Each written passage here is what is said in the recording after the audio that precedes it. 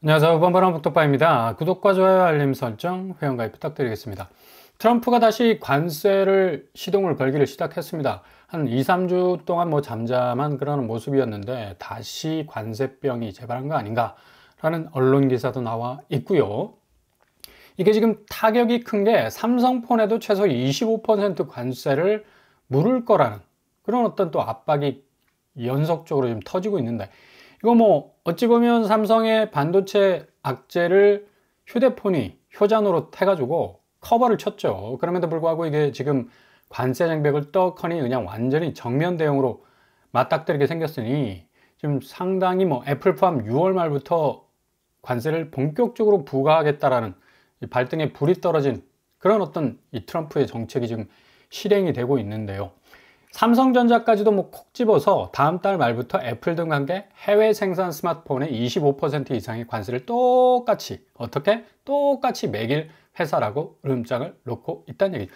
그만큼 미국 내에서 삼성폰은 굉장히 날개에 돋친 듯이 팔려나갔던, 애플과 함께 거의 쌍두마차를 이루는 그런 어떤 이 판매고를 기록을 했었습니다. 트럼프 입장에서는 표적이 될 수밖에 없는 거고, 그만큼 자국의 휴대폰 시장을 위협하는 또 외국 기업이라는 인식이 딱 박혀 있기 때문에 기업들이 미국의 공장을 건설해서 생산품을 만들어내지 않는 이상은 관세는 우리는 무조건 무조건 매긴다는 거예요. 이렇게 되면 아무리 엄청난 현금 탄화를 적재하고 있는 삼성 입장에서도 업황이 계속해서 상당히 악화되는 상황에서 현금 투자를 통해서 뭔가 좀 선순환적으로 돌려버리는 그런 어떤 노력도 물거품이 될 가능성이 굉장히 높다는 얘기입니다.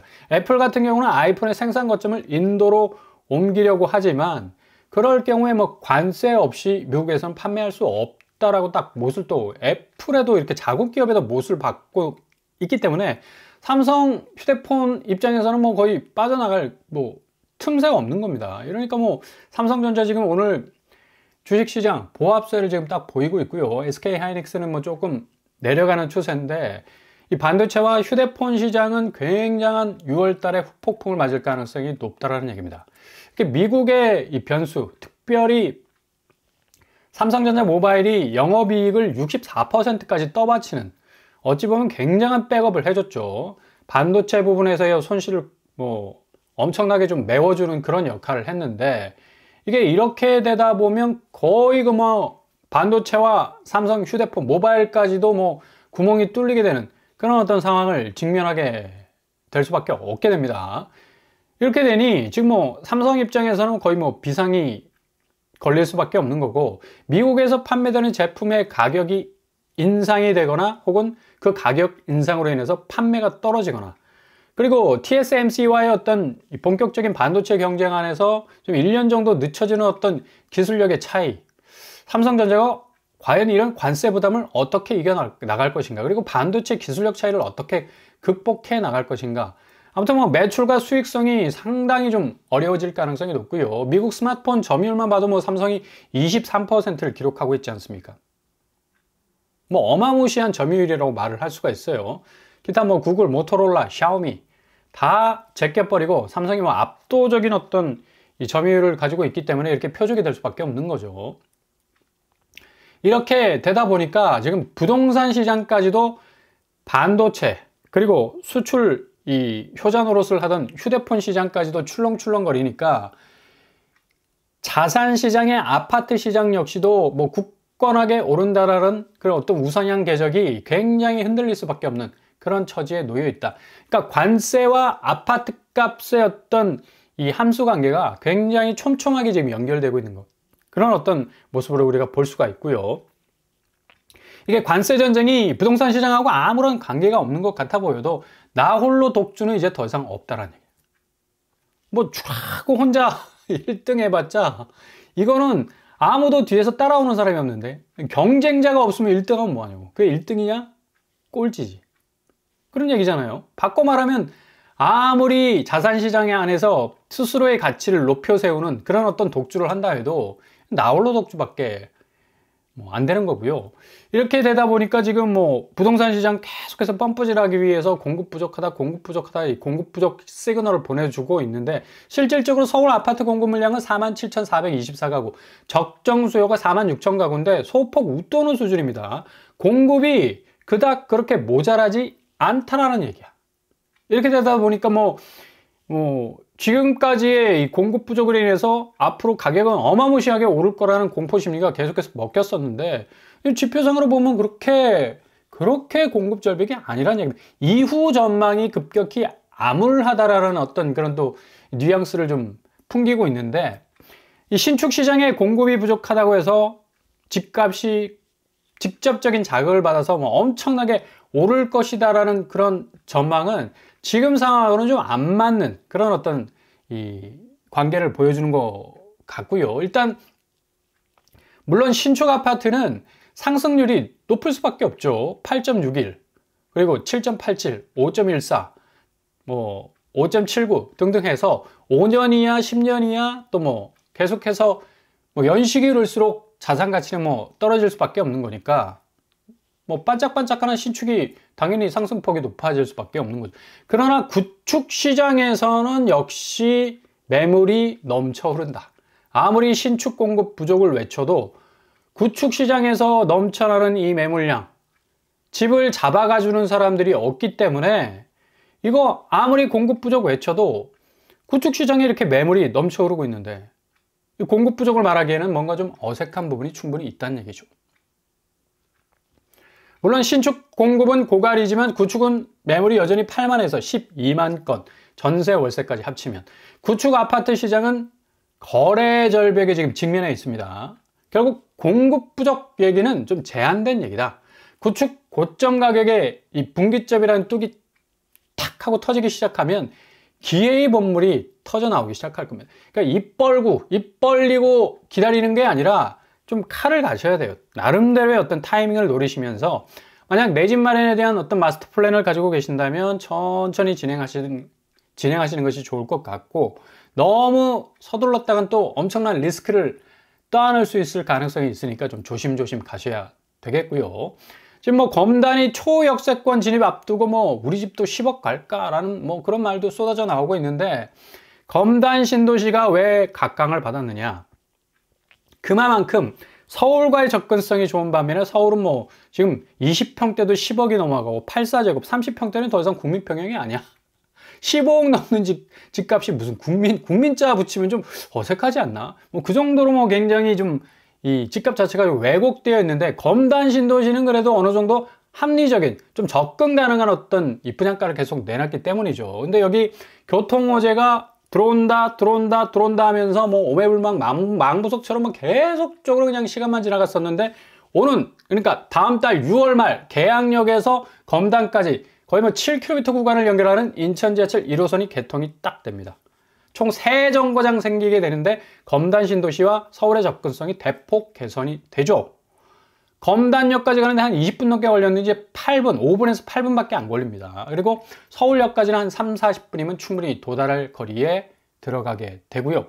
인천 1호선 연장선 6월 말 개통을 하면서 그 주변에 분양했던 아파트들 뭔가 교통 호재, 그러니까 이게 실질적인 어떤 교통 호재이기 때문에 GTX처럼 미리 빨대 딱 꽂아놓고 어떻게 해서든 고점에서 집값 올려가지고 펌프질해서 그 집값 다 빼먹고 그냥 살을 다 발라먹고 뼈다귀만 딱딱 남은 거 그냥 설거지하게 했던 그런 어떤 지역하고는 조금 성격이 다르다는 얘기죠. 워낙에 실질적인 어떤 이 지하철 라인이 흐를 수 있는 호재이기 때문에 제우스, 제일풍경채, 우미린 클래스 1, 그리고 힐스테이트 검단 웰카운티, 제우스라고 부르는데 신검단역 102역 근처에 모여있는 아파트입니다. 그러니까 이 아파트들이 상당 부분 호재를 받을 가능성이 없겠고, 지금 우리가 가장 집중해야 되는 건 무조건 가격이다. 가격이 터무니없게 나온다면 이건 손절 쳐야죠. 내가 고점에 아파트 물려봤자 이후에 다가오는 원금이자 갚느라고 후폭풍에 후달리는 그런 인생, 맷돌 가는 인생 살 수 없잖아. 그러니까 이런 어떤 모든 부작용을 내가 멀리하기 위해서 조금 더 경쟁력 가성비를 좀 따지셔야 된다는 얘기입니다. 경매 건수도 지금 11만 9천 건까지 지금 올라왔어요. 2023년이 10만 건으로 급증을 했었었는데 그 당시에는 굉장히 엄청난 지금 경제적 침체 속에 빠져 있었던 그런 어떤 와중, 지금 이 경매 상황도 거의 비슷하게 지금 가고 있고요. 이렇게 되다 보니까 지금 무순위 집주비나 경매나 혹은 공공분양, 분양가 상한제 가격표가 붙은 것들 좀 잘 돌아보시고, 되도록이면 집을 무리하게 사기 위해서 움직이기는 조금 지금 상황은 너무나도 급변하는 상황이기 때문에 잘 관망을 하셔야 된다는 얘기입니다. 웰카운티 얘기를 꺼내드렸는데, 이 웰카운티, 이 피난세상 웰카운티가 무순위 집주비 거의 10채 이상, 계약 취소가 10채 이상 떴다라는 얘기가 지금 들어오고 있습니다. 지금 여기가 가격대가 지금 호가가 거의 10억까지 지금 올리고 있어요. 다음 달에 인천 지하철 1호선 102역이 개통이 되기 때문에 지금 계양역까지 5분 정도면, 그리고 서울역 한 30분, 40분이면 충분히 개통이 도달 가능한 그런 어떤 가능한 거리에 있기 때문에 59제곱 3억대, 84제곱 5억대로 나올 예정입니다. 일단 평면도 괜찮아 보이고요. 84제곱이 아주 디테일하게 잘 구성이 되어 있고, 59 타입은 역시 아주 촘촘하게 뭔가 내실 있게 잘 구성이 되어 있어요. 드레스룸까지 있다는 게 굉장히 좀 매력적인 부분이 아닌가 볼 수가 있겠죠. 당시의 경쟁률은 20.16대 1, 59제곱이 3억대, 84제곱 5억대로 나왔어요. 가장 중요한 건 교통 입지인데, 여기 도보로 9분밖에 안 걸립니다. 신설역이. 그러니까 굉장한 서울 접근성을 갖게 될 거고, 주변 학군도 도보로 한 5분에서 8분 거리에 다 편제돼 있고, 이러다 보니까 지금 쭉쭉 아파트 층수가 올라가고 있는데, 지금 시세는 검단 금호올림 센트럴이 지금 7억 4천에 거래가 됐는데, 호가로는 지금 8억에서 10억 정도 하고 있기 때문에 충분히 분양가를 3억에서 5억대로 접근한다면 굉장히 메리트가 큰 그런 어떤 아파트라고 볼 수가 있겠죠. 이런 좀 틈새는 좀 유의해서 좀 지켜볼 필요가 있겠고요. 한국은행에서 발표한 생산자 물가지수가 전월 대비 0.1% 하락했지만 전년 동월 대비 0.9% 상승할 정도로, 지금 잠재적 생산자 물가지수에 의한 소비자 물가지수 상승세가 계속적으로 높아갈 가능성이 높기 때문에 소비 여력은 훅 떨어질 가능성이 높습니다. 가장 부가가치가 높은 아파트 시장에 대해서 소비 여력이 더 확대될 여지는 줄어들 수밖에 없겠죠. 생산자 물가지수가 농림수산품, 공산품, 전력가스, 수도, 폐기물, 서비스 등등 해서 굉장히 좀 수위가 낮아지는 것 같이 보이지만, 전체적으로 볼 때는 상승세로 가고 있다는 걸 엿볼 수가 있겠고요. 국내 공급 물가지수 역시도 생산자 물가지수가 오르면 오를 수밖에 없겠다. 하락 추이가 비춰진다고 하지만, 원재료, 중간재, 최종재 역시 소폭의 하락세를 보이고 있다는 사실. 총산물 물가지수도 전월 대비 0.3% 하락했지만 전년 동월 대비 1.0% 상승하는 그런 추이를 보여주고 있습니다. 이렇게 그래프만 보더라도 등락이 왔다리 갔다리 하는 그런 어떤 모습을 보여주고 있는데, 4월 달에 마이너스를 찍었다라는 어떤 좀 의미 있는 지표가 나왔어요. 그럼에도 불구하고 앞으로 생산자 물가지수를 동반한 소비자 물가지수는 굉장히 소비 여력을 좀 위축할 만한 어떤 지수를 계속해서 쏟아낼 가능성이 높습니다. 물론 경기 침체 때문에 술집, 숙박업 직격탄을 맞고 있고, 1분기 매출이 13% 정도 떨어져 나가고 있는데, 소상공인 사업자 중 50만 개가 지금 폐업을 했습니다. 그 정도로 지금 상당히 소비가 제대로 선순환되지 못했기 때문에 자영업자가 문을 오픈하는 게 아니라 클로즈, 닫을 수밖에 없는, 연체율, 대출 끌어와서 다 사업장 지금 넓혔잖아. 640만 원 1인당. 어마무시한 규모거든요. 이렇게 되다 보니까 지금 올해 1분기 소상공인 사업장 평균 매출액이 4,179만 원으로 집계가 됐습니다. 그러니까 사업하시는 분, 내 사업장을 가지고 있는 사장님들이 벌어들이는 그런 어떤 연봉 액수인데, 이거 심각하다는 생각을 지우기가 참 어렵고요. 소비 여력은 실질적인 하락 추세를 여실히 보여주고 있고, 고점의 부가가치 집을 사기에는 좀 역부족이다. 당연히 가격은 거래량의 영향을 받고 있고요. 구축 가격은 7월 DSR 시작과 함께 출렁거릴 가능성 아주 많습니다. 그래서 매의 눈을 가지셔야 되는데, 예리함이 아니라 전체를 아우르는 좀 관점을 가지셔야 된다. 일희일비하지 마시고 차분하게 기다리시면 나도 모르는 내공이 생기게 됩니다. 뭔가 쪼개듯이 딱딱딱 맞출 수 있는 능력은 사람에게 없고, 근데 사람이 가질 수 있는 능력 가운데 전체를 좀 아우를 수 있는 관점이 생기면 좀 여유가 생길 수가 있거든요. 지금 집을 대하는 태도가 그래야 된다는 그런 얘기죠. 지금 전세 부분도 전세대출금, 전세대출 보증 비율이 100%에서 90%로 지금 하향화되고 있기 때문에 시중은행에서 아주 깐깐하게 전세대출 볼 겁니다. 그리고 연봉 5천만 원 A씨가 보증금 4억 원 금리로 4% 전세대출 받았을 때는 3억 2천만 원 받았는데 이제 2천만 원 깎여. 그래서 3억 원밖에 대출을 못 받는, 전세대출 부분도 아주 빡빡하게 진행이 되기 때문에 앞으로 전세가 씨가 마를 가능성이 높고, 정책적으로도 전세제도는 아마 폐지될 수순으로 갈 가능성이 높습니다. 국토부와 그리고 주택산업연구원에서도 계속적인 연구 용역을 지금 발표하고 있지 않습니까? 전세는 한국에서 유일한 좀 아주 이상하게 변질된 어떤 임대시장인데 이것 자체가 폐기될 수순으로 갈 가능성이 아주 높다라는 사실을 계속적으로 시그널을 주고 있는데, 만약에 이 앞으로의 부동산 정책이 획기적으로 변화되는 시점에서는 전세제도가 거의 없어질 가능성이 높다. 고로 전세대출까지도 완전히 사라질 가능성도 있다라는 얘기죠.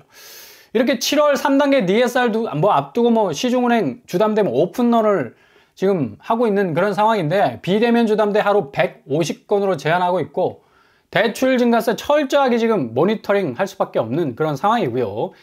국민은행은 아파트담보대출 상품의 금리를 0.25% 지금 인상하고 있고, 신한, 우리농협 줄줄이 내일부터 5월 27일 주담대 인상분으로 갈 가능성이 높다고 지금 전망이 나오고 있습니다. 인터넷 은행도 역시 당일 대출 불가능. 지금 오픈런이 계속해서 지금 벌어질 수밖에 없는 상황이 벌어지고 있죠.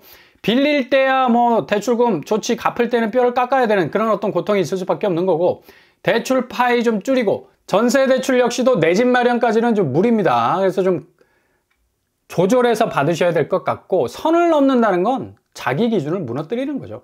외부 변수로 무너지기보다 내가 먼저 무너지면 무용지물이 되는 거예요. 그래서 좀 단단하게 버티시라. 결국 지금 상황에서 버티는 사람이 이기게 되어 있습니다.